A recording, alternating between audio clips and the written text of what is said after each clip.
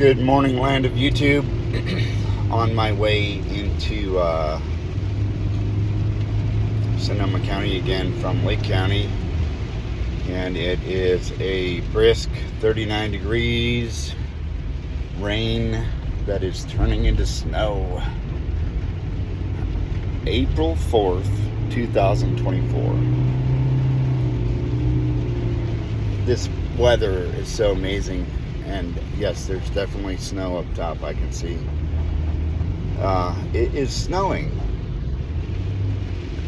Nothing really sticking, but it's snowing. I thought we had like maybe a winter that was going to hammer us. And then it looked like it was full on spring again. It got into the warmer 80s, and now we have snow.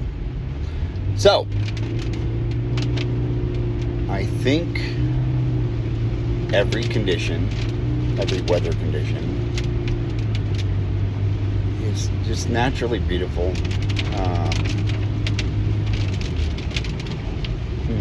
Sometimes I feel like it'd be cool if the weather could make its mind up and just stay one or the other for a while, because I enjoy something consistent or something solid. And then the back and forth things are, well, get prepared to burn more wood, or it's summer. Summer's probably in this area a good 3-month section where you have no rain, and then you start missing the rain or missing the wet. When I lived in Nevada had some extreme differences in temperature. Some days it would be really warm, and then at night it would be freezing. And this kind of reminds me of that some. It is beautiful. Either way, it's beautiful. I don't really like to look at the forecast so much, because then I'm expecting something or I'm prepared. It's better for me to just, go outside and see what the day holds for me as far as weather. And I figure my latest life lesson is living every day like it's a continual meditation, with nothing separating me from, the morning, the moment, not going backward or forward in my mind, doing my best to be present, experience what's going on around me, maybe the way the temperature feels on my skin, my 5 senses fully alert and aware of whatever condition I find myself in. That in itself seems to be very beautiful. When I find myself getting off track and pre-planning too many different things, be it a conversation, how a meeting's going to go, how a job's going to go, I can find myself lost in either a forward progression of what's going to happen, or reviewing and analyzing how a meeting went, or how a job's going to go, or how a conversation's going to go, living in the past. Now, it's natural to have both of those take place. And this beautiful exterior or external condition, just the weather alone, is a really good reminder that there's a ton going on externally. Every single thing I experience, aside from the way my body feels or my 5 senses, is external. However, there's nothing separating me from my immediate condition that I'm in. So I can tune into that by paying attention to my five senses. And I stress very strongly, I've been working on seeing every single thing as beautiful. It is a condition that we had when we were young. Most of us, I can't speak for everyone, but most of us, when we're born into this world, we exist in a place of heaven-like condition of the mind, being love, bliss, and happiness. And I think everybody can agree when they've seen children playing and not a care in the world for anything but the play that they're involved in. I'm working on really actively engaging that mindset by seeing and not associating any small mind condition of negativity, but seeing everything equally as beautiful. Could be car in front of me doing car, with driver doing driver, bird on treetop doing bird on treetop, tree doing tree. I think it allows me to slow down and exit the forward or backward progression of mind, allowing me to miss the opportunity to be present. And engaging with that, I am fully present. And I believe that that in itself is the highest gift, actively maintaining the highest form of frequency our bodies can vibrate at as humans, which is love. We did it when we were little. We can re-engage with that at any point, bringing about a heaven-like condition of the mind or a heaven-like condition in our environment. The higher we vibrate, or the more we exist in love, the more we attract that we are. That, in a nutshell, is me venting this level of awareness that I've come to operate with. It's not to say that I don't get lost sometimes when something knocks me off my fulcrum. It just becomes a tiny bit more challenging to maintain balance and re-enter the mindset that everything is beautiful.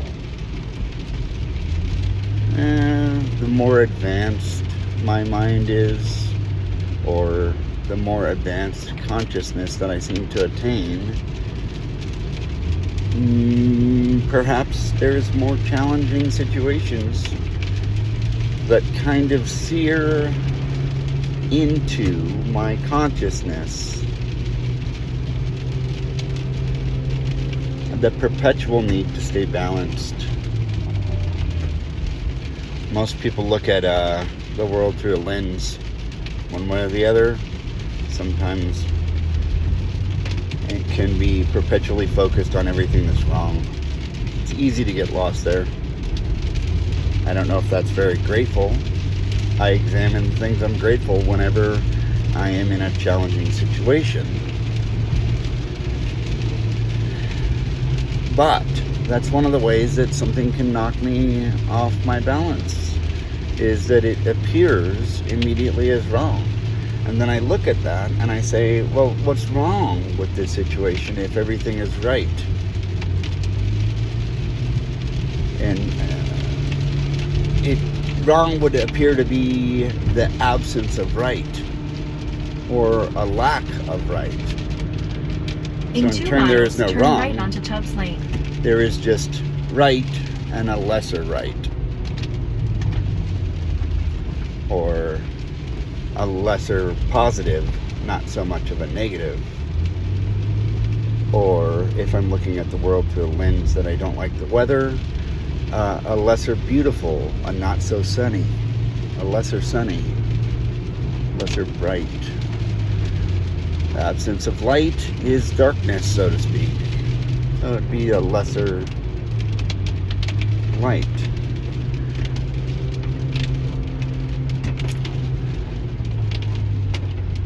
I am blessed. Today I'm blessed. I get to experience life.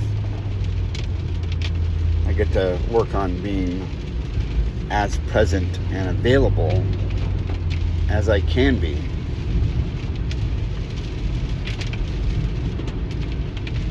And at points, I enter what was described to me the other day when I was on a similar topic with a friend, having a conversation that, surface level kind of skated around some recovery-based topics. And then, I let him know what I was feeling in the moment, physically, what I was thinking in the moment. And I get to enter this space of mind to where it's as if there's no thought. This stillness that occupies, it's beyond this interconnectivity of consciousness where everything is connected. And it is this, I wouldn't say euphoric, it's just this place that is so absent of anything. And in my mind, the only thing that can populate would be that nothing else matters. There is no I in the situation anymore.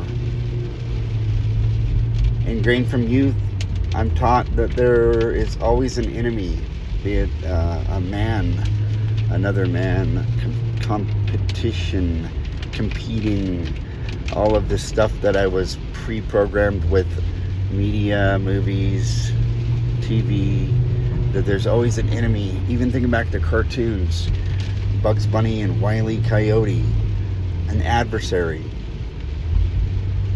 I get to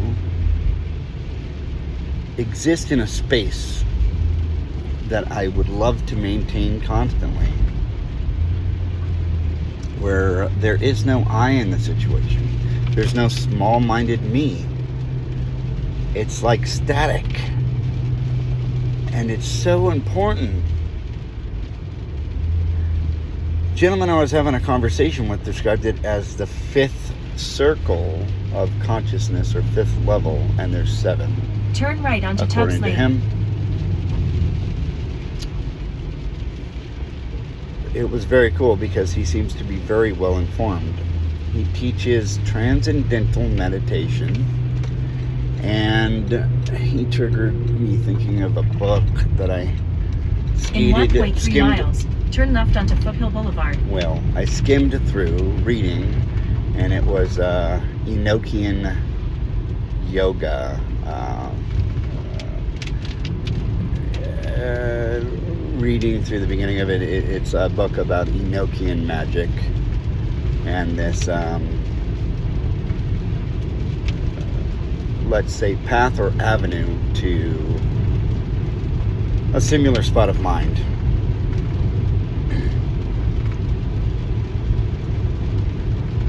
Life is such a beautiful freaking mystery.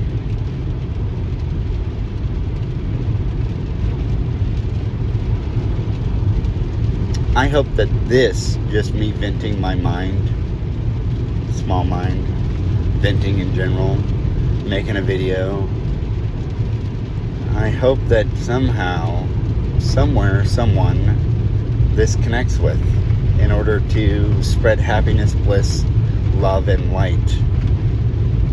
Maybe to settle peace, that we're not alone, because we At need the next it. stop sign, turn left. We need that human connection. Or so we think we do. I spent some time with myself at one point, and I fell in love with myself in a way that I got so comfortable and happy that I didn't believe At I the stop needed sign, turn left onto Foothill Boulevard. anyone or anything other than the experience I was doing. very well with coping with myself. And then, life happens and things progress and relationships are formed. And then I'm not seeking for a human connection. However, it's such an inherent thing to be human and have connection. I hope this video reaches someone. And as always, love and light. Go outside and smile. If you really connect with some part of this video, leave a comment. Let's chat. Like and subscribe if you're not subscribed. And share. Because then it can grow. And I know I'm not the first or the last to experience what I'm experiencing. If I can hear my friend describe to me where he's identifying with my level of consciousness. And he has more training. And he is right around 70 years old. I'm coming up on a birthday soon. I will be 40.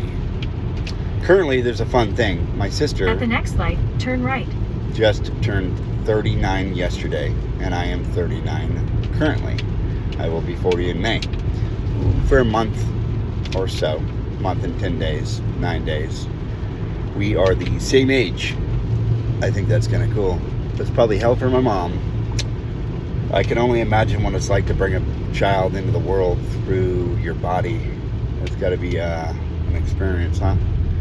Shout out to every woman with the fist. All right. That's it.